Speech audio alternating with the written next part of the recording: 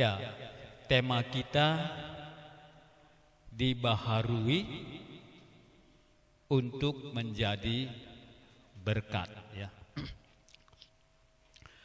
Oke, yang dibaharui ini kalau keluarga siapa yang perlu dibaharui?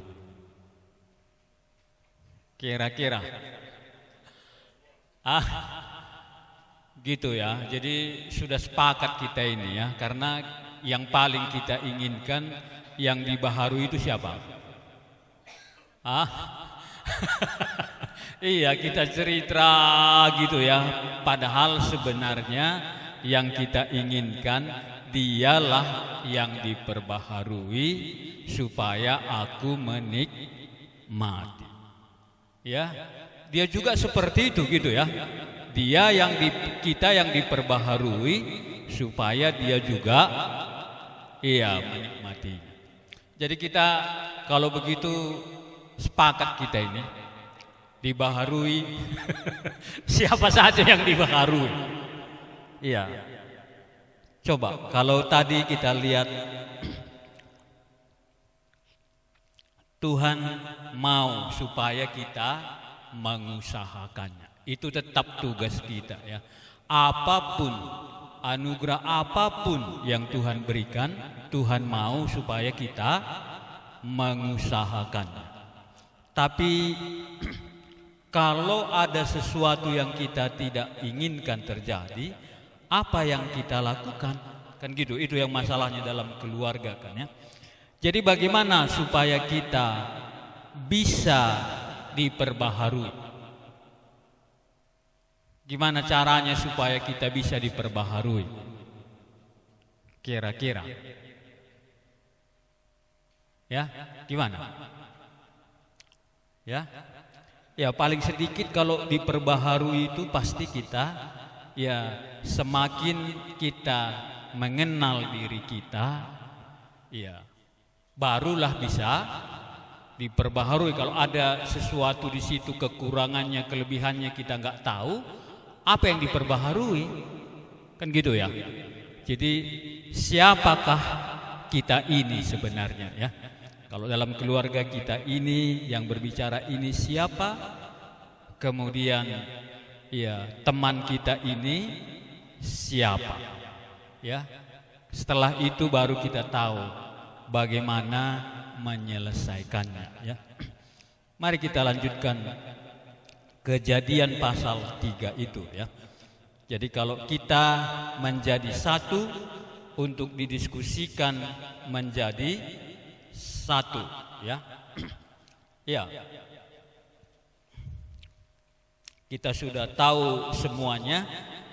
Mari kita lihat ayat 6 saja dulu ya, ayat 6.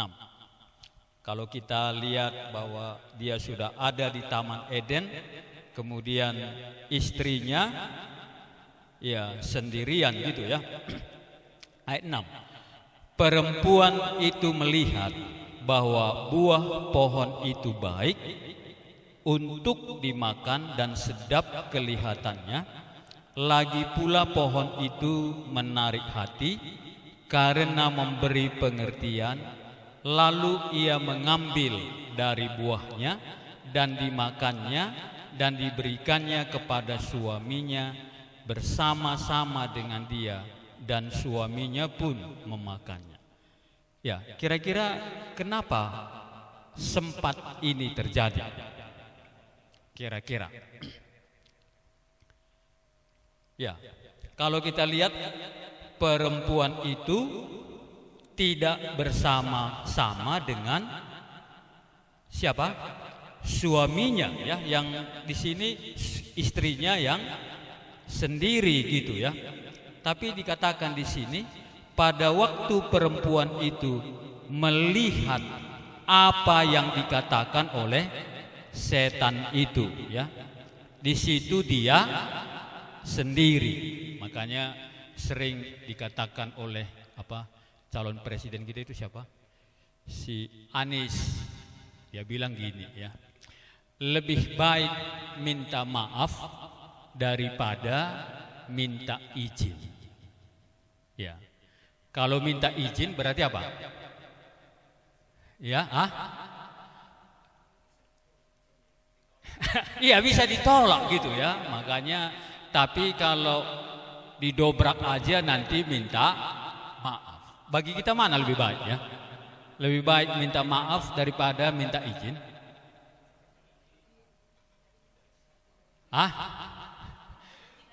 Iya. Gimana? Gimana? Makanya ada sesuatu yang menarik, tapi kita sudah dikatakan dua menjadi satu gitu ya. Jadi segala sesuatu yang menarik bagi kita itu sebaiknya apa? Wah, kalau minta izin langsung aman ini kan. Kalau didiskusikan sebelumnya kepada Adam kira-kira gimana? Iya, masih bisa tertahan gitu ya. Tapi kalau sudah ada satu keinginannya dan dia merasa menarik, ya saya kira yang dia pikirkan apa? Ya, kalau coba didiskusikan dengan temannya ini, kurasa apa?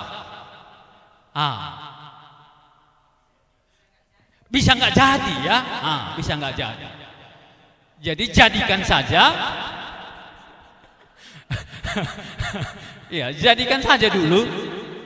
Ya, tapi kenyataannya dikatakan pada waktu dia jadikan saja dulu, akibatnya makanya kalau kita belajar kalau begitu gimana? Ini kan ibu-ibu ini gimana kira-kira? Kalau rasanya ya di pasar menarik gitu kira-kira apa? Makanya kami bilang kalau di kampung gitu, ya dia jual cabai lah gitu. Ya jual cabai, mahal cabainya. Saya bilang sama ibu-ibu ini peringatan bagi kita. Kalau cabai mahal, apalagi banyak cabainya, begitu dijual langsung pulang ke rumah. Iya, karena tadi harga nggak ini ya, nggak dipikirkan segitu gitu. Ya, pada waktu kita mendapatkannya, wah semuanya menarik. Iya, jadi nggak dibicarakan lagi dengan suaminya. Ya beli colding lah, beli goreng lah, apapun dibeli. Akhirnya gimana coba? Iya. Tapi pada waktu datang seperti itu memang menarik gitu ya, apalagi keinginan kita gitu. Tapi coba kalau dia cabenya mahal, langsung pulang ke rumah, iya, aman ya, iya aman gitu ya. Tapi sudah berkali-kali, tapi enggak juga gitu. Tapi ini firman Tuhan ya. Satu, kalau kita lihat tadi, usahakanlah ya. Ya, taman ini. Kalau kita lihat nggak ada usaha di sini, walaupun cocok nggak kelihatan usaha. Ya, sama dengan Daud juga ya. Makanya kalau kita nggak usahakan sesuatu yang baik, yang rugi kira-kira siapa? Iya, Daud sudah berperang. Kalau dia ikut berperang, biasanya apa? Biasanya iya, dia mendapat kemenangan gitu ya. Tapi pada hari itu ya Daud malas untuk berperang gitu ya. Mengusahakan kemenangan itu karena semuanya sudah selesai, ya biarlah mereka saja. Jadi kalau dia tidak mengusahakan sesuatu yang lebih baik, itu berarti apa? Kalau kita lihat firman Tuhan itu berarti apa? Yang bahaya siapa? Ya, jadi jelas ini ya. Pak, marilah kita usahakan. Kalau kita tidak usahakan sesuatu menjadi lebih baik, ya itu tetapnya baik.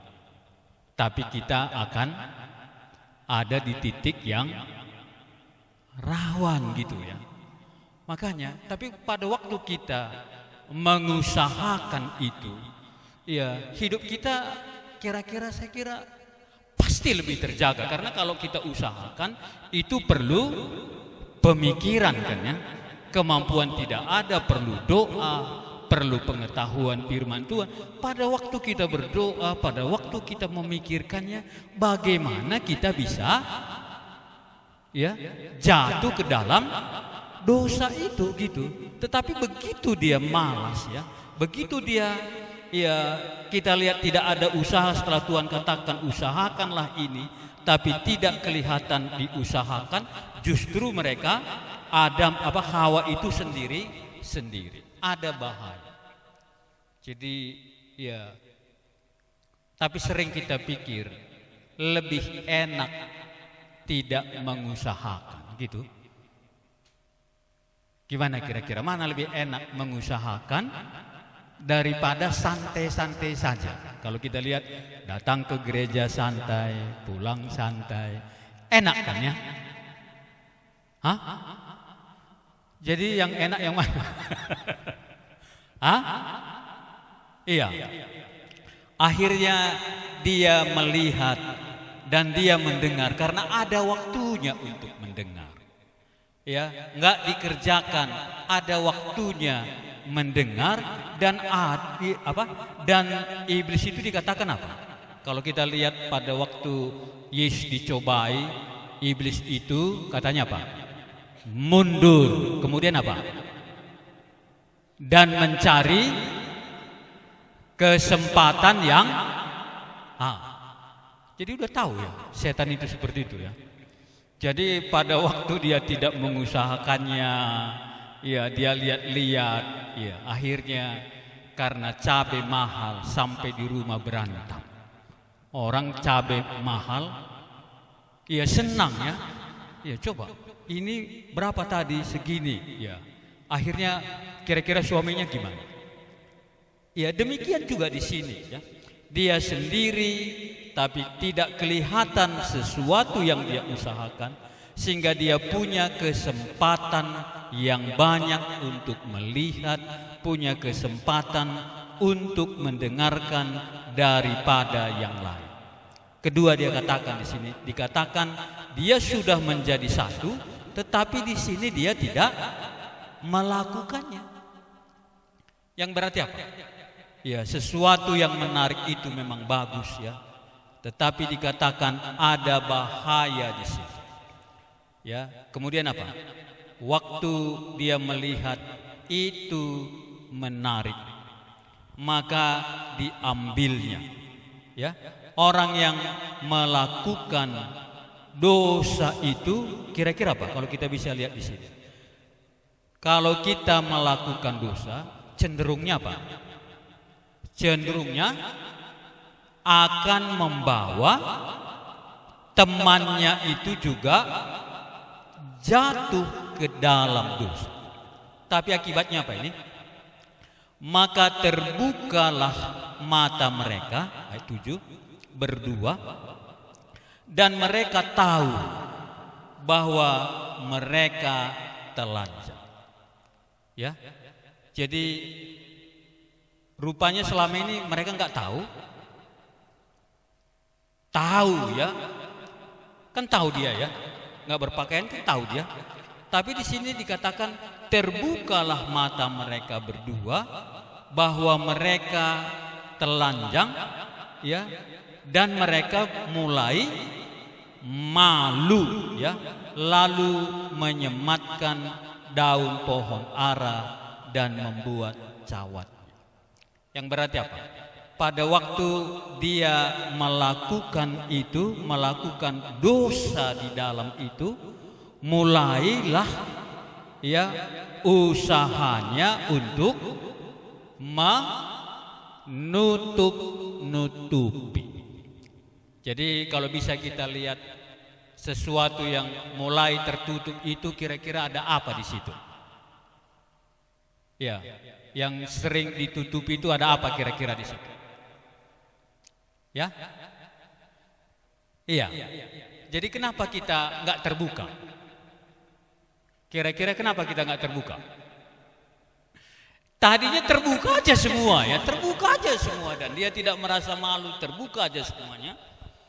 Tapi setelah ada dosa di situ, ya, setelah ada dosa di situ tinggal dua keputusannya, ya. Apakah kita mau menghadapi atau menyelesaikannya, atau kita pilih untuk menutupi kesalahan kita itu. Jadi itu yang sering terjadi di tengah-tengah kita, ya. Jadi kenapa? Ya, disembunyikan pasti ada sesuatu. Tapi kita sering diajarkan, ya, budaya kita ini kan sering diajarkan kalau kesalahan itu kita mencoba menutupinya. Itukah kira-kira jalan keluar? Ya, itu jalan keluar. Ya, tapi bagi Hawa atau Adam itulah dibuatnya sebagai jalan keluar. Maka pada waktu dipanggil oleh Tuhan, maunya kan dia tahu, ya, waktu dipanggil dia katakan apa? Ketika mereka mendengar Tuhan Allah, ya, berjalan-jalan di taman itu, mulailah mereka sembunyi-sembunyi. Mereka berpikir itulah jalan keluar, sembunyikan gitu, ya. Dan kita sudah sering diajar untuk disembunyikan itu. Kalau disembunyikan bisa selesai kah? Iya, tapi itu yang dia lakukan. Iya, karena kalau disembunyikan ini kira-kira apa? Untuk sementara waktu. Kalau disembunyikan gimana? Sementara waktu, ya, aman, ya. Ada sesuatu di situ yang kita tidak senang, ya. Kalau kita menutupinya, rasanya aman untuk sebentar. Maka bukan saja si Hawa seperti itu, ya. Pada waktu Daud jatuh ke dalam dosa juga begitu, ya. Ketika dia sudah, ya, berzina dengan Betseba, dia jatuh ke dalam dosa. Ya, tinggal apa yang dilakukan untuk menyelesaikan. Dia coba untuk menyembunyikannya, ya, sehingga apa?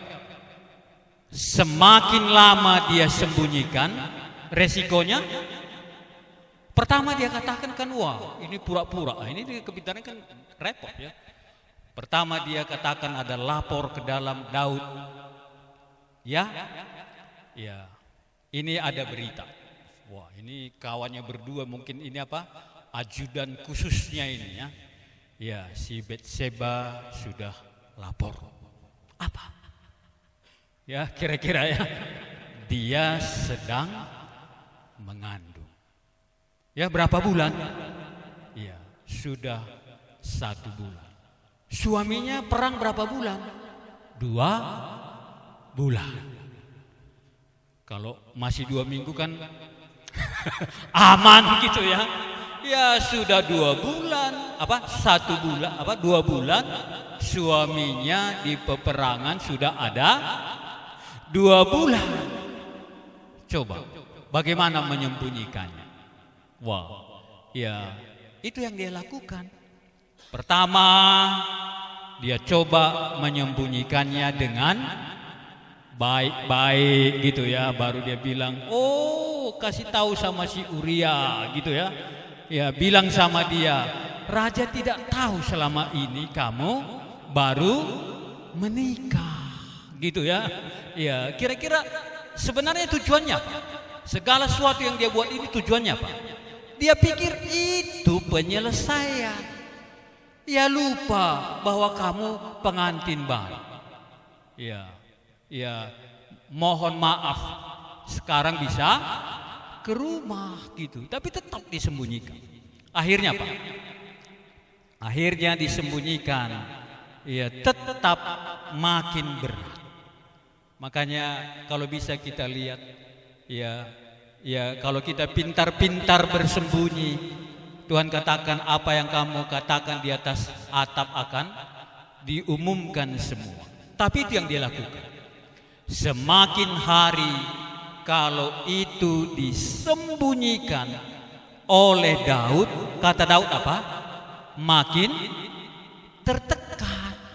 Maka orang-orang sembunyi-sembunyi itu apa? Hidupnya itu apa? Iya, tertekan karena tugasnya apa? Bagaimana yang disembunyikan ini? Iya, tapi itukah kira-kira jalan keluar? Ya, kalau begitu apa yang kita buat jalan keluarnya selama ini?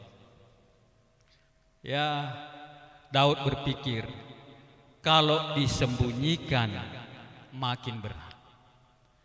Tapi kalau dibuka, iya, gimana kalau dibuka? Kan ini membuat kita tidak terbuka terus ya.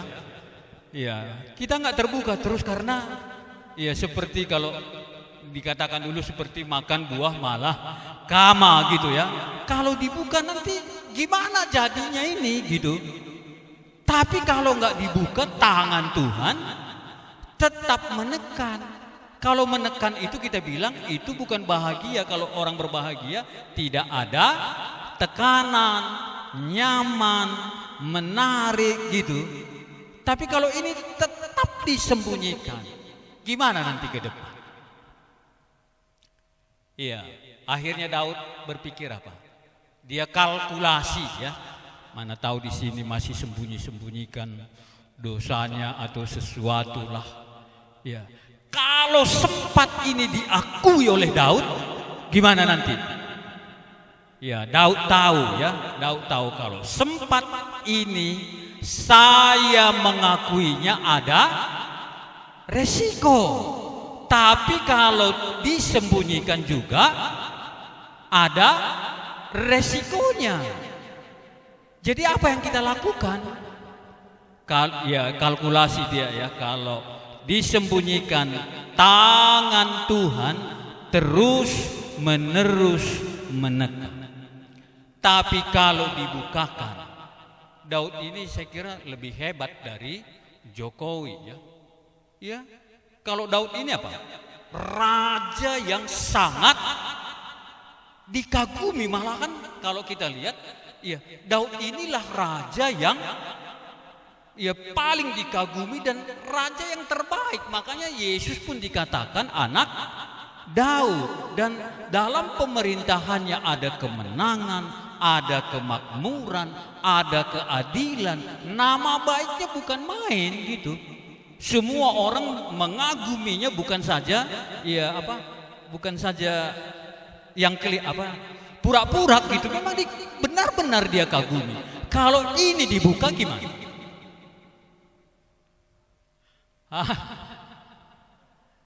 Tapi kalau nggak dibuka, menekan.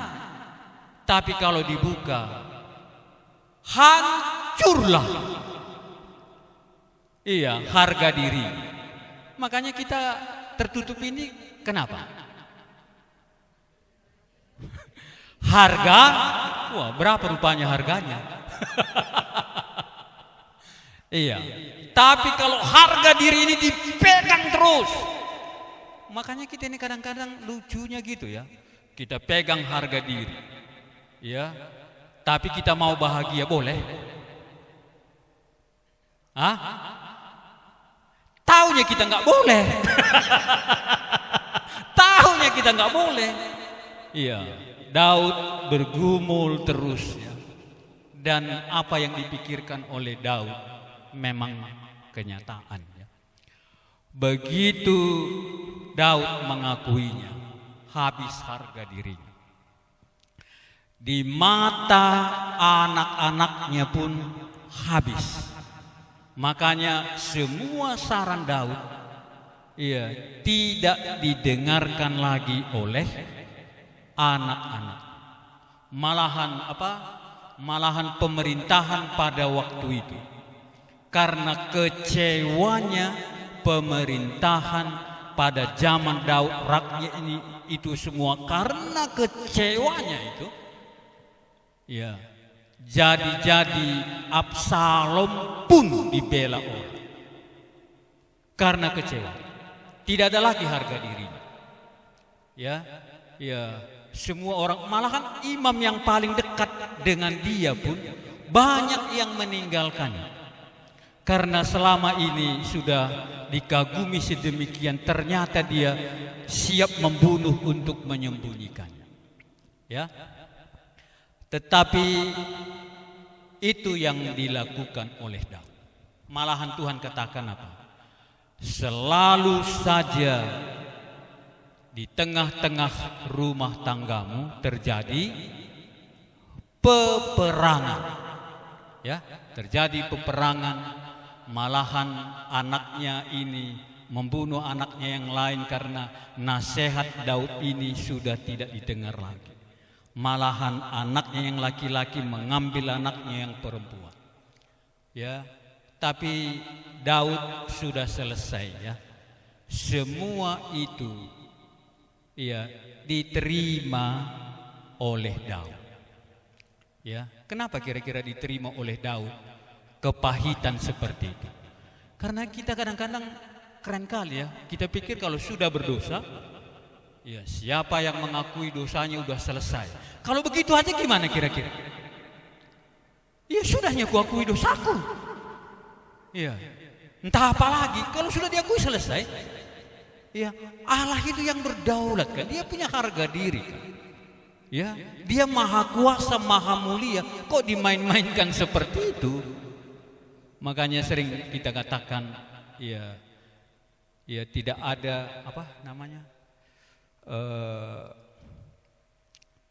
Yesus tidak disalibkan 2 kali gitu ya. Kan kira-kira intinya seperti itu ya. Kita sudah jatuh ke dalam dosa. Pada waktu kita datang mengakuinya, ya Tuhan memberikan hati yang baru ya. Kita bisa terjadi apa? Terjadi apa? Perubahan ajaib jadilah padaku. Itu yang pertama. Tapi kalau itu jatuh yang kedua, Tuhan katakan apa? Yang berarti apa? Yang berarti apa? Kalau begitu, sudah Tuhan ampuni, sudah ya.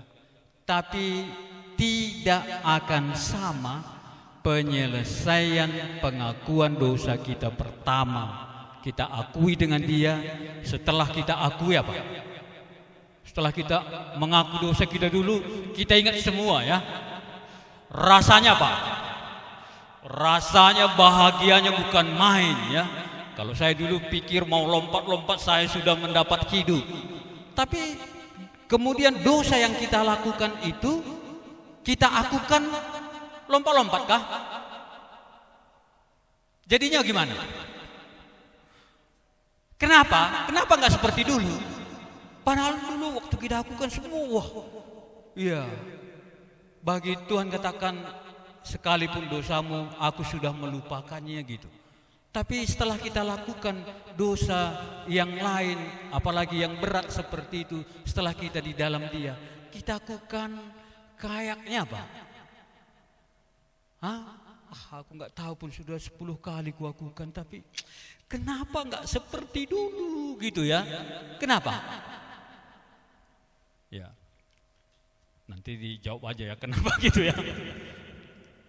Kenapa? Kalau kita lihat dalam Daud ini, begitu kalau belum mengenal Tuhan, belum mengenal anugerah yang seperti itu, dia datang kepada Tuhan, sukacitanya besar. Tapi kalau itu enggak, sama dengan Daud gitu. Pada waktu dia mengakuinya, Tuhan izinkan itu terjadi. Ya, kenapa? Ya, nanti kita bisa koreksi ya. Saya pikir, ya, kenapa waktu kita mengakukan dosa tidak seperti dulu lagi? Kalau seperti dulu lagi sukacita kita melakukan dosa lagi gampang nggak? Hah? Makanya kalau kita lihat Hosea itu Tuhan katakan apa? Aku bukakan aibmu. Ya, terus apa? Ya. Anakku pun tidak gitu ya. Kenapa seperti itu? Ya, saya cuma tahu ya. Karena kita sudah diberikan anaknya yang tunggal, yang begitu mahal, itu pun kita terobos lagi, itu berarti sama dengan tidak menghargai yang itu. Tapi kalau dulu sebelumnya kita nggak tahu ya nggak apa-apa lah. Tapi Tuhan berikan apa? Pendidikan. Makanya dia harus merangkak kembali untuk mendapat sukacita itu. Supaya lain kali dia sangat berpikir untuk kembali kepada dosa yang itu. Supaya semua orang lain juga bisa pelihara yang telah Tuhan berikan. Makanya untuk kembali kepada kehidupannya semula itu harus perjuangan, ya. Anaknya sudah sedemikian jahatnya, tapi Daud sudah menetapkan, ya, dia berjuang untuk tetap di hadapan Tuhan. Dalam kesakitan itu pun dia tetap melakukannya. Dan kalau kita lihat Daud sampai matinya tidak lagi jatuh ke dalam dosa itu. Kenapa? Karena pahitnya melihat semua kenyataan ini. Tapi kalau sudah seperti tadi diakui aman, wah, diakui aman. Ya, kira-kira Yesus itu tukang rinso atau apa gitu ya? Ya, begitu diakui, syup, wah, besok sukacita lagi besar, buat lagi, syup.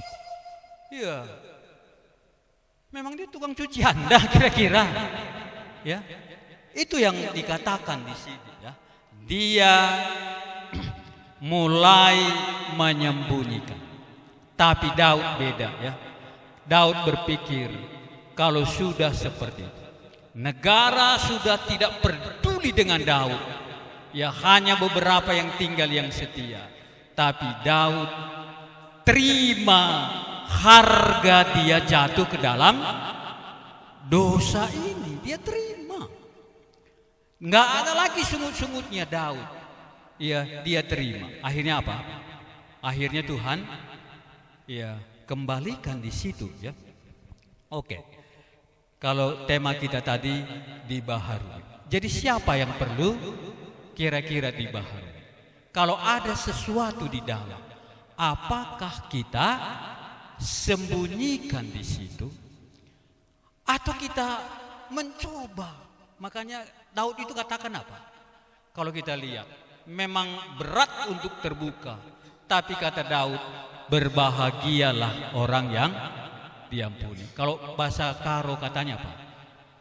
Ku tetapkan. Itu kalau ku tetapkan itu berarti apa? Ada satu yang berat gitu ya. Ini dosaku dengan semua resiko ini. Tetapi kalau dosa ini bisa diselesaikan, orang seperti itulah berbahagia. Maka bagi Daud, berbahagia yang sesungguhnya lebih mahal dari bahagia apapun. Menjadi raja atau semuanya, ya, dia merasa berbahagia yang diberikan oleh Tuhan ini lebih mahal daripada semua bahagia yang lain. Jadi kalau numpang tanya di sini, Anda mau berbahagiakah? Rumah tangganya mau berbahagiakah? Tapi nggak mau terbuka. Gimana? Kalau terbuka nanti dia pandang rendah sama aku, nggak apa-apa, iya kan? Atau Anda bertengger, saya raja, jangan sempat. Siapa yang tahu memberitahukannya akan kuculik sama nenek-neneknya, sama kempu-kempunya semua. Wah, orang kan takut dia, senjata semua sama dia kok. Ya, waktu itu dia punya segala-galanya. Tapi kalau ini semuanya menjadi hancur. Tapi ya, Tuhan katakan apa? Siapa yang mengakui pelanggarannya, yang tidak mengakui pelanggarannya tidak akan lagi Anda mau untung nggak? Wah. Iya, tapi terlalu besar modal. Iya, kadang-kadang wah aku mau tanam ini tapi modalnya terlalu besar, Pak. Iyalah. Kalau yang kocik-kociknya bagaimana bisa pula untungnya miliar-miliar kan? Nanamnya pun sayur manis. Tapi dia mau untung 3 miliar, ya mana mungkin? Ya, tapi kalau dia mau untung besar, jadi siapa mau untung besar di sini? Jadi apa? Modal? Gimana nanti? Wah, gimana nanti kalau ku beritahu seperti ini? Mungkin ya sebulan ini dia tidak akan ngomong ya.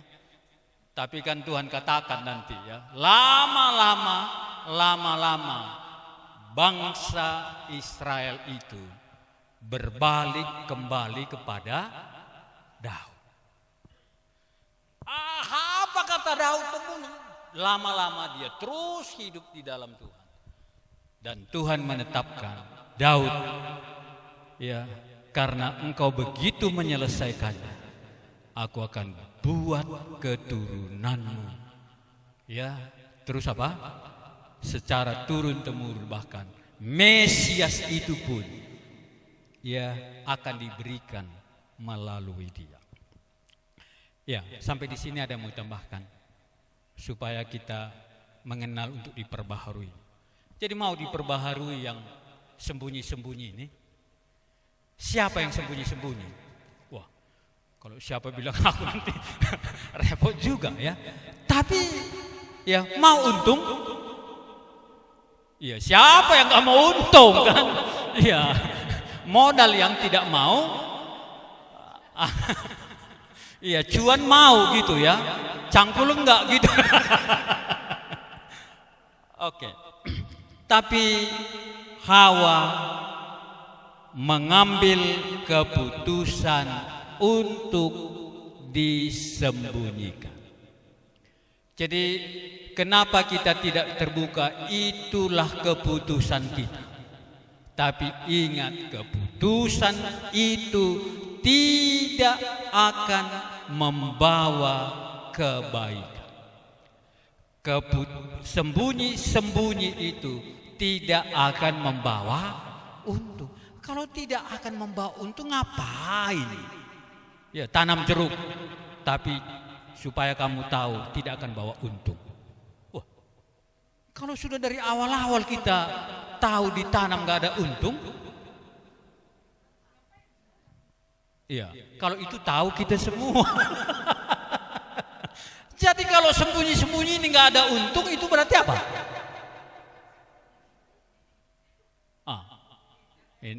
Nanti dijawab di rumah ya, ngapain sembunyi-sembunyi gitu ya. Iya, ngapain ditutup-tutupi gitu ya. Iya. Ya adalah pastinya kuat alasannya maka ditutupi ya kan? Apa? Ya. Iya. Tetapi Tuhan memanggil, di manakah engkau? Sebenarnya apa? Makanya sering kita bilang di mata Tuhan kan pencuri itu bukannya pencuri kan? Kan di hadapan Tuhan yang kita mencuri. Iya. Jadi kalau tadi pun Tuhan lihat di situ CCTV-nya baru, ya kalau kita lihat siapa? Si Esau ya, Esau. Kalau filmnya itu, film kejadian itu apa? Hai Esau, ya disembunyikan darah itu di belakang. Ya, kain ya dia sembunyikan. Ya ngapain disembunyikan toh Tuhan? Jadi kenapa Tuhan Dia tahu kita sembunyikan itu. Berarti Tuhan tunggu apa dari kita? Iya. Makanya Tuhan sudah tahu. Tuhan di situnya tadi kan. Tapi belum menyatakan dirinya. Tetapi Tuhan Allah memanggil dia. Di manakah engkau? Dia nggak jawab ya. Aku sedang bersembunyi. Nggak dijawab ya. Tapi dia sembunyi. Jadi di manakah engkau? Aku sedang bersembunyi gitu ya. Iya. Di manakah engkau? Ya, baru dia katakan apa? Ketika aku mendengar bahwa engkau ada dalam taman ini, aku menjadi takut. Kenapa dia takut? Hah? Takut kenapa? Takut apa ini? Ya takut ketahuan, itu ajanya. Makanya kalau kita sembunyi-sembunyi itu terus takut apa? Jadi ngapain terus takut? Iya. Kenapa khusyuk? Mana tahu Tuhan sudah tahu ini gitu ya. Dia bersembunyi, kurasa sudah tahu. Iya, apalagi kita ketawa yang nggak biasa kan ya. Padahal kita ingat memori kita yang lama, ketawa kita, senyum kita di situ. Iya, jangan-jangan dia sudah. Iya, dia. Jadi yang sembunyi itu terus dia takut dia. Ya, sapan hari ketemu istrinya, misalnya, takut sudah diketahui, sampai tensinya naik, gitu ya. Ya, tapi tetap takut diketahui. Ya, beritahu saja kan, nggak perlu takut-takut gitu ya. Ya, dia takut bahwa Tuhan sudah melihat dia mengambil buah yang dilarang oleh Tuhan. Ya, aku menjadi takut karena aku ini sudah telanjang. Terus apa di sini? Ya, kalau dia melakukan seperti itu dan dia malu dan dia bersembunyi. Ya, itu andai-andai ya. Ya, kalaulah tadinya dia apa? Tadinya dia katakan, "Hai Adam, Tuhan," kan langsung tadi selesai gitu ya. Makanya setelah dia ambil itu, kalau kita lihat ke dalam, Tuhan katakan apa? Ya, usirlah dia, jangan sampai apa? Dia memakan ya pohon kehidupan itu. Itu artinya apa? Ya, kalau kehidupan itu kan ya ada hidup di situ ya, jangan sampai dia makan.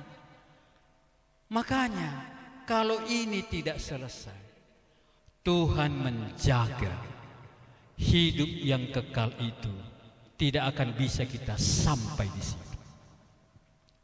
Maka usirlah dia, siapapun dia yang masih menyembunyikan itu. Tuhan katakan, jangan sampai.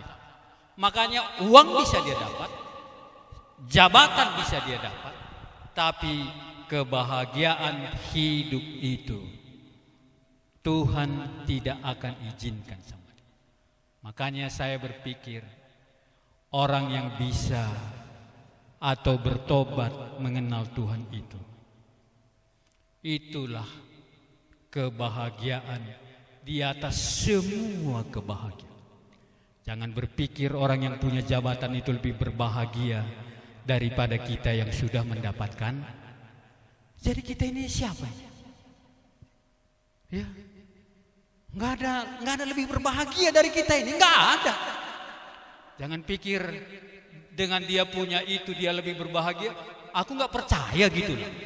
Kalau Anda percaya silakan. Ya, mendapat hidup diampuni itu berbahagia, nggak akan dapat di mana-mana pun kecuali dia membukanya dan menyelesaikannya di hadapan Tuhan. Makanya kalau sempatlah Anda mendapatkannya, wah, saya pikir, makanya sering kita lihat, wah, dia sudah mendapatkan. Nggak akan ada taranya, apapun, ya, apapun. Tapi entahnya dengar-dengaran aja. Tapi kalau kita tahu memang kebahagiaan yang kita dapatkan inilah puncak kebahagiaan daripada semuanya. Itu artinya apa? Hah? Itu artinya apa kalau begitu? Wah, ini kalau kita diam saya nggak tahu ya. Iya. Makanya kalau bahasa Karo telap katanya, apa namanya itu? Kita ini orang-orang telap semua ini, nggak ada yang tumpul. Iya, kita ini telap semua. Makanya bisa sampai mendapatkan itu, waduh, dicari orang semuanya, nggak ada yang dapat kecuali yang mendapatkan itu kan. Jadi kalau sempat kita mendapatkan ini kita tidak pelihara. Ya, kalau orang kampung kami kan sebenarnya gini-gini kita ini kan. Ya kecuali kita merasa ya kita nggak, kalau kami dulu di kampung ya nggak pun kita kaya, nah Tuhan itu kan kita sudah dapat. Itu kan menghibur-hibur hati. Iya. Tapi ini kan kita puncaknya yang kita dapat. Coba kita dengar-dengar aja lah dari yang lain. Apakah sebahagia kita dia? Tapi kenapa pula Anda yang minder? Gimana? Kenapa pula kita yang minder? Kalau kita sudah tahu kebahagiaan kita itu jauh melebihi kebahagiaan apapun yang dia dapatkan. Dan kebahagiaan kita ini apa? Kalau kebahagiaan dia kan dia dapat mobil misalnya yang bagus, itu kebahagiaannya berapa hari? Hah? Ya jangan-jangan ketabrak di gerbang. Hancur katanya ya. Kebahagiaan kita ini sampai kapan? Wah, bukan saja kualitasnya, kebahagiaan yang kita punya ini yang tertinggi. Tapi Tuhan katakan, siapapun tidak bisa merebut itu dari tangan. Dan aku akan memberikan hidup itu supaya kamu berbahagia di dalam kekekalan, tidak selesai dalam kematian. Oke, kembali ya. Dia tidak mau menyelesaikan, atau bisa dikatakan dia tidak mau diperbaharui. Karena apa? Kenapa dia sembunyikan? Itu berarti apa? Ya, kalau dia nggak mau membukakannya, menyelesaikannya, itu berarti apa? Ya, itu berarti orang siapa yang bodoh? Iya kan bodoh itu ya. Bodoh artinya apa? Hah? Iya, bodoh artinya nggak tahu diuntung. Mau kau di rumahku, jaga rumahku 1 bulan. Padahal dia pengangguran ini. Ku kasih 1 juta sama kamu.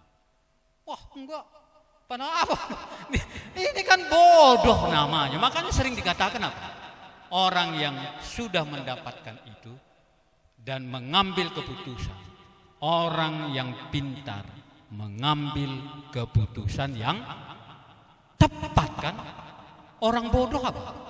Makanya dulu ada di kampung kami, saya ingat terus, sudah meninggal pemulang itu, dia katakan gini, ya kita ini yang paling telap katanya ya berbahagia. Kenapa kata sebelahnya? Ya, kenapa kata sebelahnya? Kami minum di sini, dia ngomong-ngomong di sana. Kenapa? Iyalah, kalau matamu melihat, memandang kemana-mana, matamu tidak akan puas, mau memandang yang lain, memandang yang lain. Kalau makanan enak melalui mulutmu, macam-macam, mulutmu sering minta, gimana coba yang itu, gimana? Kita ini paling enak.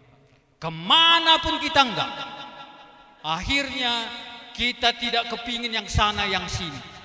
Ya bulung gadung saja yang kita makan. Kita enggak berbahagia karena enggak ada yang masuk. Ini orang apa? Saya minum sebelah ini mau setengah tawa nanti ya, namanya penginjil dia pikir nanti ya ngejek pula gitu. Waduh, gimana lah ini gue pikir. Jangan-jangan kita juga menutupi ini kan? Iya mirip-mirip gitu ya. Ah? Ada logikanya, maka bodoh ini juga berlogika. Iya, ya. Jadi taunya aku berbahagia kalau kubukakan, tapi ya kuputuskan itu ya. Tetapi Allah memanggil, di manakah engkau? Aku menjadi takut. Dan ya sampai di situ ya. Kedua, untuk diperbaharui. Jadi kita ini di dalam Tuhan. Siapakah kira-kira pasangan kita itu? Dan siapa kita ya? Mari kita coba lihat satu di dalam Yohanes. Mana tahu ya, nanti kita lihat Yohanes pasal 8 ya, ayat 34. Jadi kita jernih aja lah, supaya jangan kita terlalu berharap sama dia. Karena kita ini semuanya mau menikah dengan malaikat itu. Padahal kita setan gitu. Gimana bisa? Ya, makanya kan kita kecewa. Kalau kita tahu pun yang kita nikahi, makanya aku bilang, kalau Maria sering, entah dapat suamiku ya kira-kira untung dia dapat saya kan gitu ya. Ya sebenarnya iya kan. Kalau dia dapat suami yang jenius, apa dia bebas? Kalau saya bodoh-bodoh sedikit ya bebas dia kan gitu ya. Ya jangan pikir dapat jenius itu kita berbahagia, enggak. Apapun gerik mata kita pun tahu dia. Ya mau bagaimana lagi kita berbahagia, untunglah bodoh-bodoh sedikit. Ya Tuhan tahu kok yang cocok gitu ya. Ya jadi jangan berharap orang kaya gitu, ya susah kan. Ada kawan kami orang kaya gitu dulu, mati ayahnya. Ya 3 jam lagi baru dia bisa pulang. Karena perusahaannya begini-begini, udah mati nih. Ya dia pikir ini belum cocok, ini lagi, udah dengar mati. Ya setelah dikuburkan bapaknya itu, ya dia urus terus bisnisnya 2 jam baru balik. Disitulah dia bertobat. Apa rupanya aku perlu? Kenapa aku tidak terburu-buru ini pula yang kurus padahal dia mati gitu. Itulah orang. Iya. Ya orang itu gitulah ya. Kira-kira. Kita lihat Yohanes 8 ya, ayat 34. Siapa dia? Ya, kita baca sama-sama. 1, 2, ya. Kata Yesus kepada mereka, aku berkata kepadamu, sesungguhnya setiap orang yang berbuat dosa adalah hamba dosa. Jadi siapa pasangan kita? Kalau kita bisa lihat siapa di sini? Jangan malu-malu lah, siapa? Orang berdosa yang kerjanya hamba dosa. Jadi apa yang bisa diharapkan dari dia? Jadi janganlah selangit pula impiannya. Jangan selangit impiannya. Ini orang berdosa yang sudah diselamatkan, kalau sudah diselamatkan ya. Tetapi dia katakan orang ini adalah yang berdosa dan dia diperhamba oleh dosa. Kita ini siapa? Jadi apa yang kita lakukan? Ya, kita lihat satu lagi ya. Saya ini sampai jam berapa ya? 5:30. Berarti masih laju kita. Ya. Coba kita lihat kembali. Ini hamba dosa, tapi hatinya baik. Ya, kira-kira ya. Mari kita lanjut di dalam Roma pasal yang ke-7. Iya. Ini hamba dosa ya. Jadi mulai hari ini tahulah kita, apapun yang dia lakukan, kita sudah mulai mengenal dia ya. Roma pasal 7 ayat yang ke-14. Ya. Mari kita baca ya. 1, 2 ya. Sebab kita tahu bahwa hukum Taurat adalah rohani, tetapi aku bersifat daging, terjual di bawah kuasa dosa. Sebab apa yang aku perbuat aku tidak tahu, karena bukan apa yang aku kehendaki yang aku perbuat. Jadi kalau begitu bapak-bapak ini apa yang dikehendakinya? Apa yang dikehendaki bapak-bapak ini? Kalau kita bisa lihat di sini, apa yang dikehendakinya? Enggak ada satu pun bapak-bapak ini keinginannya jahat. Baik semua. Iya kan? Ya baik dia. Anda harus tahu itu. Gimana? Iya, makanya kita mengenal dia. Dia ini sebenarnya baik. Tetapi dia tidak mampu melakukan. Makanya kata Paulus, Aku berjuang. Mana ada bapak-bapak nggak berjuang untuk mengasihi istrinya? Ada. Saya nggak percaya. Dia berjuang kok. Tapi dia gagal terus, kasihan.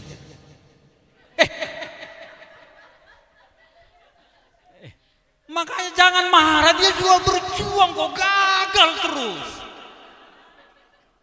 Kita marah-marah pula sama dia. Dia sudah gagal, dimarahin lagi, dituduhin lagi. Waduh, terlalu sakit. Iya kan? Makanya coba kenal dia, kita pikir dia malaikat. Kita yang salah. Padahal Tuhan katakan, setiap orang berbuat dosa adalah hamba dosa. Kata Paulus, aku mau berbuat baik. Dia berjuang berbuat baik, tetapi ini yang keluar. Jadi kalau begitu gimana kita buat? Ini ibu-ibu, gimana kita buat kalau begitu? Wah, ini ibu-ibu yang ditanya, bapak-bapak yang jawab. Nah, ini kan nggak fair kalau begitu kan? Ah?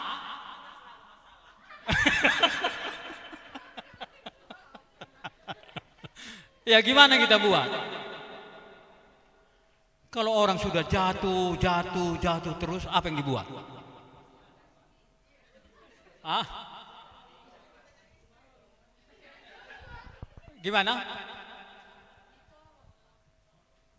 Wah, iya. Tapi kita mau tolong, kita juga. Iya, makanya. Ya, tapi tema kita apa? Diperbaharui. Tapi sekarang sudah tahu ya. Kalau dia marah, oh Bapak Sianu ini baik, aku tahu. Sekarang pergumulan kami, dia ada di hamba dosa itu. Ya, kalau begitu apa? Langsunglah kita berpikir, apalah yang bisa kulakukan? Kata Tuhan, usahakan supaya dia ke apa? Keluar kan, kasihan dia. Dia juga mau keluar kan. Wah, ini nggak ada yang bilang semua.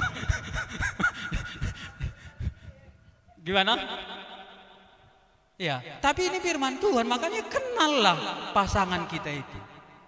Ya, kalau kita tahu seperti ini, bapak-bapak ini banyak yang menangis. Kenapa dia nggak bisa mengasihi istri? Ini rahasia.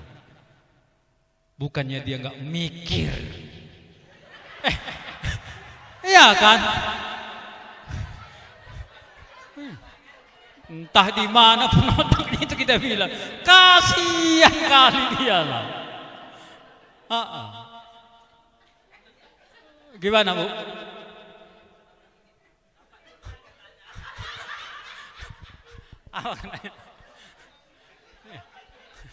Iya, tapi kalau kita mengerti itu kan sudah lembut sikit kita ya. Makanya lumayanlah ikut retreat. Iya. Jadi dia katakan ya kasihan dia, apalah yang bisa kubuat. Kalau dia jatuh seperti itu, lukanya seperti itu, dia pun sudah frustasi karena cintanya sama kita.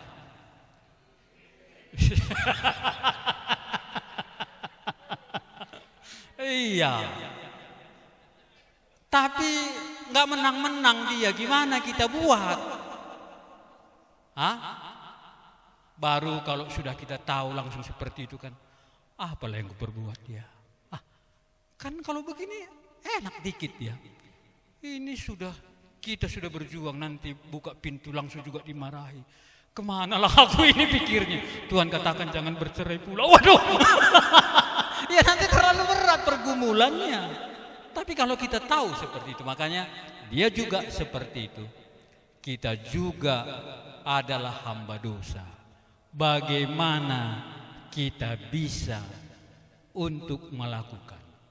Makanya kelemahan kita pun tinggi juga ya. Kita ada budak dosa itu juga kan gitu ya. Jadi kalau kita pun dalam keadaan ini, dia pun dalam keadaan seperti ini, apa yang kita buat? Iya, tetapi dikatakan apa? Ada Tuhan di situ kan. Dan Tuhan katakan jawabnya cuma satu.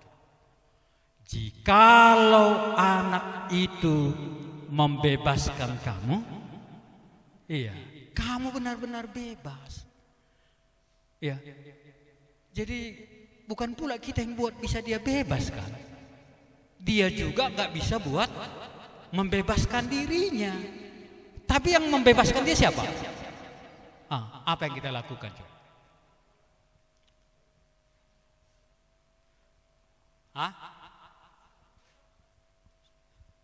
Nggak mau berdoa dia gimana, Bu?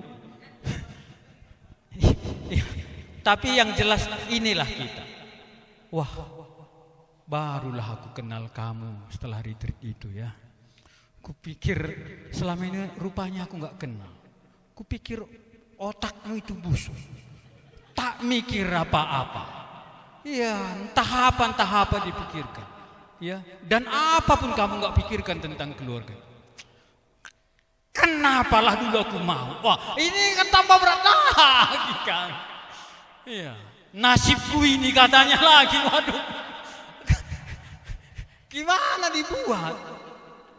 Iya, padahal dia katakan, apa yang aku perbuat, aku tidak tahu. Dan dia bilang, bukan aku yang, wah ini senang lagi bapak-bapak ini.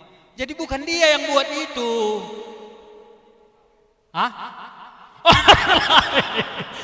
Ada makhluk lain di sini, bukan dia. Makanya marah pun dia. Oh, aku tahulah sekarang.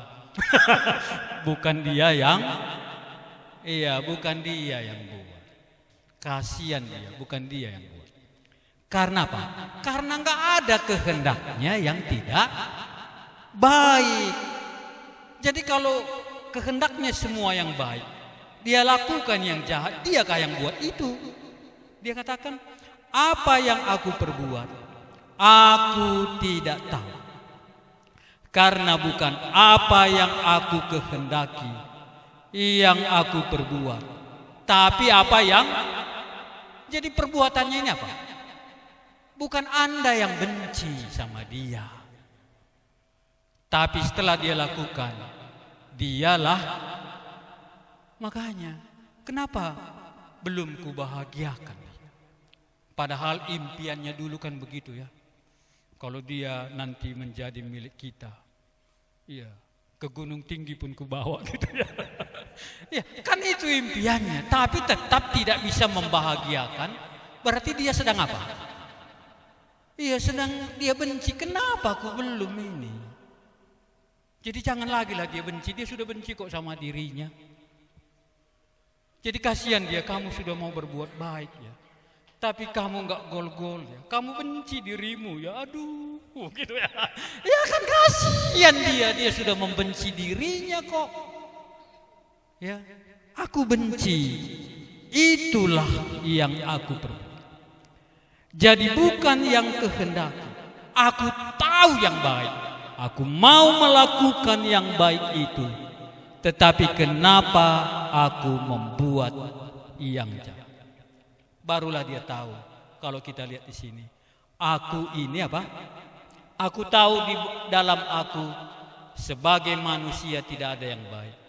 Kehendak memang ada padaku. Jadi semuanya kehendak ada pada dia, tetapi bukan hal yang berbuat. Jadi katanya apa? Sebab bukan apa yang aku kehendaki. Jadi tolong ini dimengerti gitu ya. Bukan yang aku kehendaki yang aku perbuat. Bisa dimengerti? Ya bisa ya. Ya. Wah, kalau begini sudah pengertian semua ya. Baru katakan aku sudah mengerti. Karena kamu tetap melakukan ini, sudah sangat kamu benci dirimu sendiri. Kubuatlah makanan yang enak ini sekali ini, supaya di situ aja pun kamu bahagia, senang hatiku gitu. Gitu? Ya, akhirnya dia katakan apa? Aku tahu yang baik, tetapi yang jahat yang kulakukan. Ya. Dan jika aku berbuat apa yang tidak kuhendaki, bukan lagi aku yang memperbuat. ada dosa di dalam aku. Ya, itulah yang selalu karena kita berbuat dosa itu yang menguasai dia. Kalau budak memang tidak ada kemampuannya melawan Tuhan. Sampai sekarang dia mungkin di sini tidak bisa melawannya. Sekarang demikianlah aku mendapati hukum ini. Kehendak memang berbuat baik ada padaku, dan inilah yang kulakukan. Sebab dalam batinku aku suka hukum Allah. Jadi dia suka ya. Dia mau mengasihi, tahu dia baik, tahu dia kehendak Tuhan. Tetapi dikatakan aku dalam ayat 23. Tetapi di dalam anggota-anggota tubuhku aku melihat hukum berjuang melawan akal budiku dan membuat aku menjadi tawan. Jadi dia ditawan oleh dosa dan tabiatnya itu. Ya. Sampai di sini ada mau ditambahkan. Jadi kalau dia sedang ditawan, ya kalau dokter tadi kan sudah tahu ya.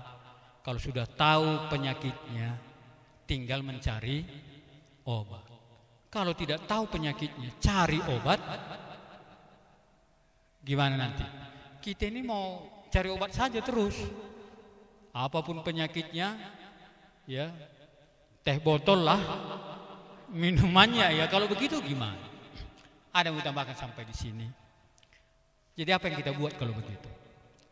Kita pasti kalau mengerti ini ada belas kasihan. Kalau kita tahu, maka kebencian itu pasti sudah mereda. Dan dalam semuanya itu hanya Yesus yang di kayu salib itu. Bukan pula dia yang bisa menyelesaikannya. Bukan pula kita yang menyelesaikannya. Tapi bagaimana bisa sampai kepada Kristus yang membebaskannya.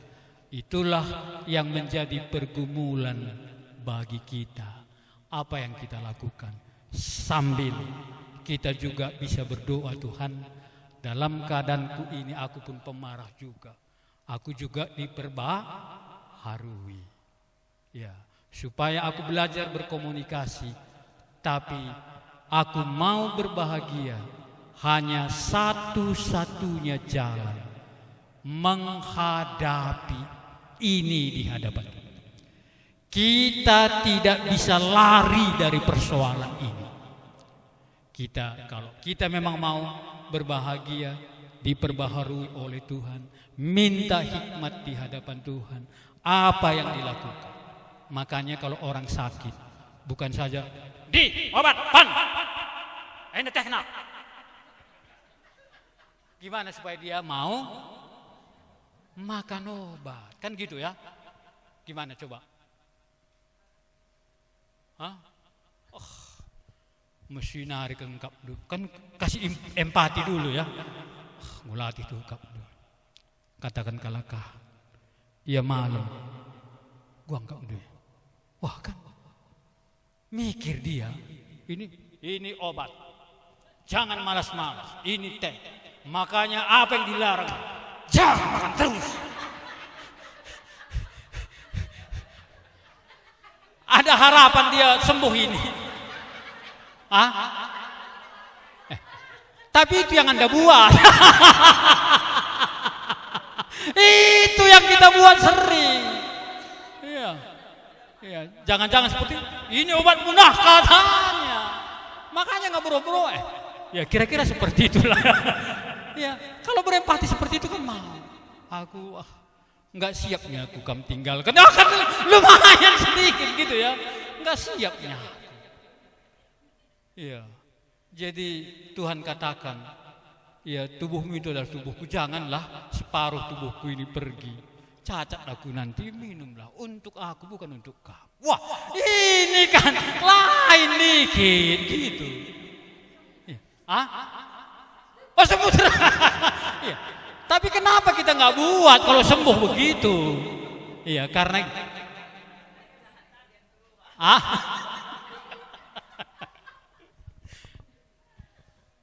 Oke, ada lagi yang mau menambahkannya gimana? Hanya kita kan perlu ini ya, asal udah tahu Tuhan, aku mau, dan kami harus maju seperti itu. Aku membukanya apa yang bisa kubuat, ya supaya ada keinginannya, karena yang membebaskan itu hanya anak domba Allah itu. Jadi bukannya sinikkan mabanci, bukan itu, tapi bagaimana supaya dia merindukan itu, sambil kita juga melihat apa yang bisa kita lakukan. Ya, dengan itu ya diperbaharui, makanya kita akan satu hari akan menjadi berkat. Ada yang mau ditambahkan? Yang mau ditanyakan silakan. Ya.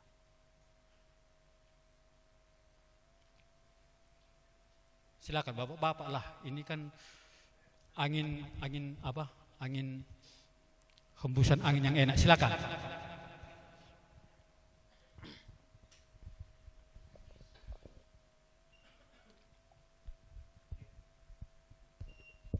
Tes, ya. Saya mau tanya Pak, gini. Tadi kan yang saya mau tanya seperti ini. Apakah marah kepada pasangan itu sesuatu yang rohani atau tidak rohani? Konteksnya gini, ya kalau dosa, kalau itu bukan dosa lah gitu kan. Kalau dosa ya pasti kita marah. Tapi itu bukan dosa. Ya mungkin ada hal yang tidak suka, baru kita marah. Gitu. Ya, apakah marah itu ada apakah itu sesuatu yang baik gitu? Marah sama pasangan, ya dalam konteks itu ya bukan kalau udah berzina marah ya mungkin ya, tapi banyak hal kan itu sebenarnya tidak dosa tapi tidak nyaman, akhirnya kita marah. Iya. Seperti kepada suami atau kepada istri. Apakah itu baik atau tidak baik gitu?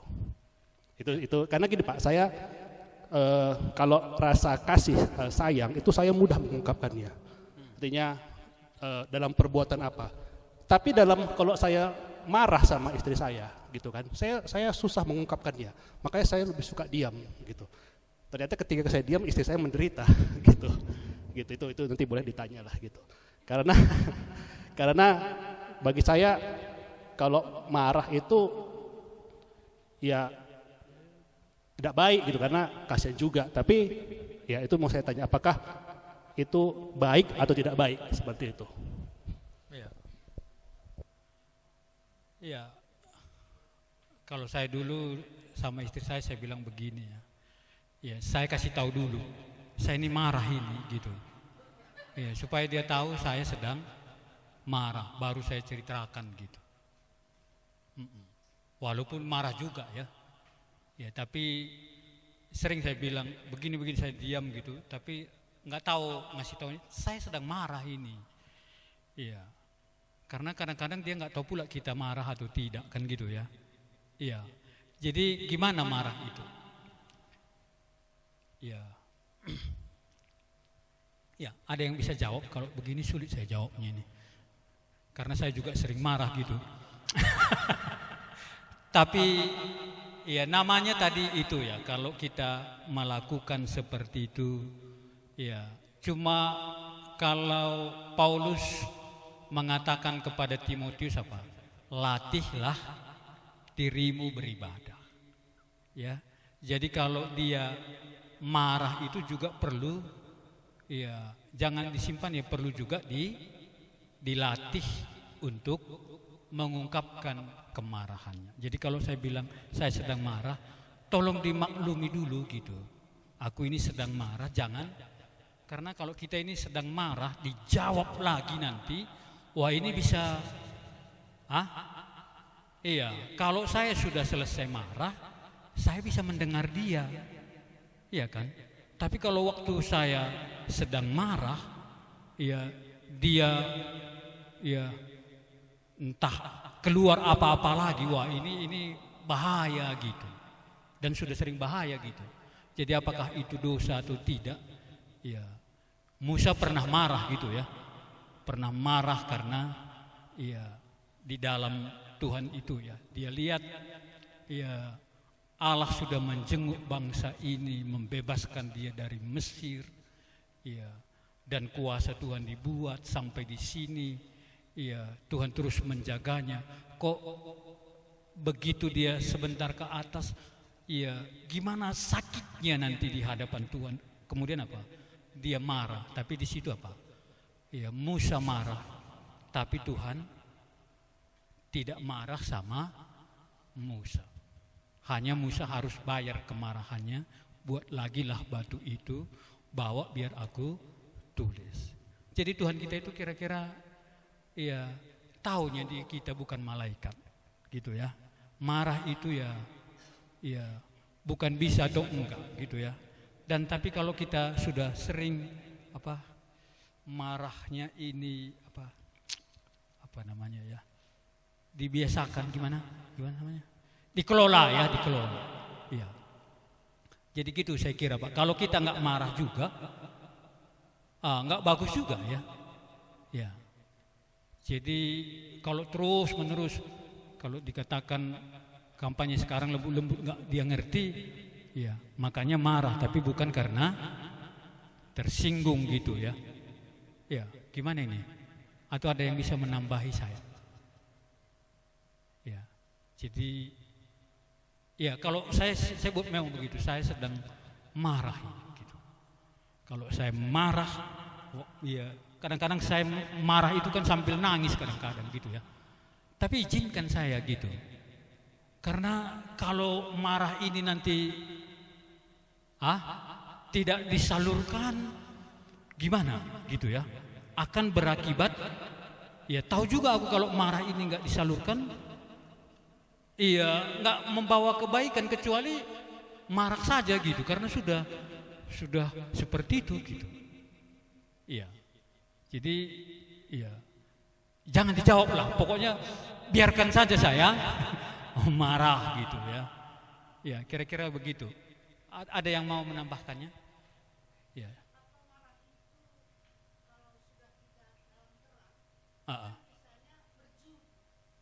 Iya.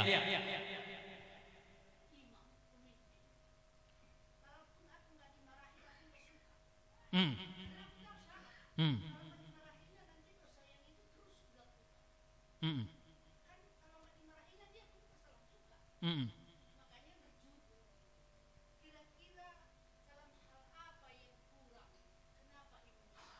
Hmm. Iya.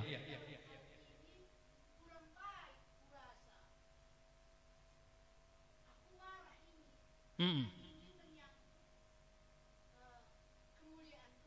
Hmm.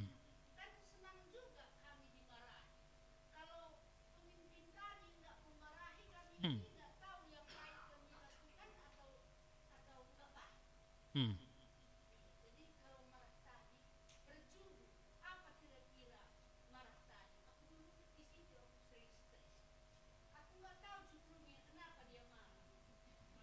Wah, jadi cari judul dulu gitu ya. Kalau cari judul apa bisa marah lagi tuh judulnya?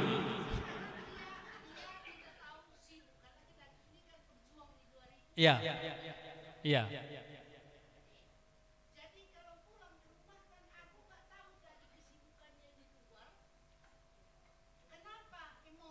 Hmm.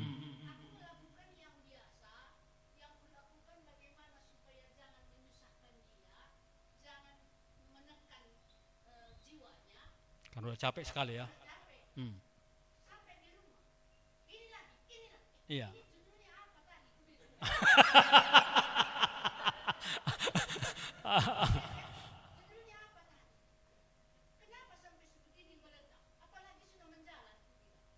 Hmm. Hmm.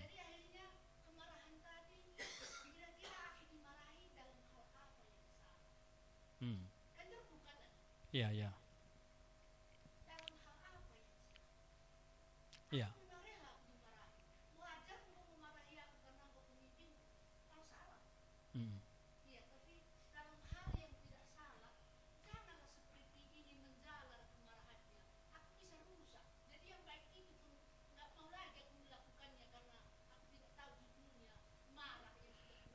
Berarti kamu marah lagi gitulah itu ya.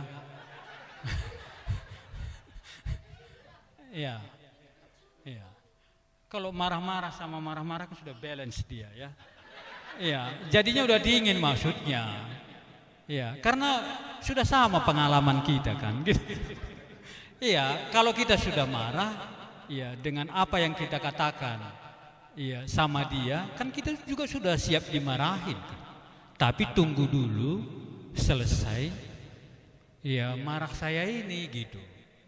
Karena kalau marahnya belum selesai, dimarahin lagi, wah ini yang ribet.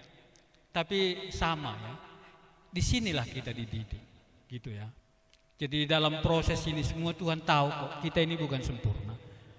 Ya, belum terbiasa mengungkapkannya, sehingga di dalam kemarahan, ya saya kira kita belajar menyelesaikan kemarahan tadi kan gitu. Apa judulnya? Berarti dia juga sedang marah. Ya, baru kita nyesal juga ya. Memang tadi ya direndahkan tadi di pekerjaannya misalnya kan gitu ya. Tapi kita harap ya dia penolong kan gitu. Mana pula dia tahu di sana tadi kita tersinggung sampai di rumah langsung ini gitu ya. Oke, ada lagi yang bisa? Jadi gimana marah saya nggak bisa kasih tahu, malahan ya dikatakan tadi nggak marah juga tidak baik, hanya bagaimana mengelola kemarahan ini. Biarlah marah itu awal-awalnya rusak sedikit nggak apa-apa, asal terbiasa, iya marah. Yang nggak biasa marah ini yang dulu, ya yang susah, ya terbiasa marah dan selesai kemarahan itu nanti, ya dengan baik. Makanya kalau tadi begini-begini, dia juga merasa tersinggung. Kalau begini aja kan gitu ya, begitu pun aku tersinggung. Padahal sudah sebenarnya apa? Iya ya begitu juga ya, tapi sudah di dalam begitupun saya sudah tersinggung. Biar dia juga tahu kapan apa yang membuat kita marah. Ya, sehingga dia bisa juga kontrol sedikit gitu ya. Ada yang bisa lagi yang menambahkannya. Jadi gimana Pak? Kita ini tidak akan diharapkan Tuhan sempurna. Dan kemarahan saya kira penyelesaian dalam keluarga yang baik ini harus dilewati karena kita semua punya itu kan. Ya. Tapi budaya kita mengatakan apa? Marah-marah itu tidak baik, padahal ya kemarahan ini kalau bisa dikeluarkan ya lumayan juga ininya. Setelah itu apa? Ya, kalau kami sering setelah itu ya seperti berdoa tadi ya mau bagaimana lah ya selesai ini ya kita pikir kita hebat ya padahal masih segitu kitanya kan. Iya didoakan ya kadang-kadang ya nikmat juga nangis juga dua-dua mendoakannya setelah kemarahan itu. Ya jadi mau apa gitu ya memang kita ya adanya kita seperti itu mulainya kan kita nggak malu-malu gitu. Ada lagi silakan ya. Ya, silakan. Ke depannya. Ya. Ya.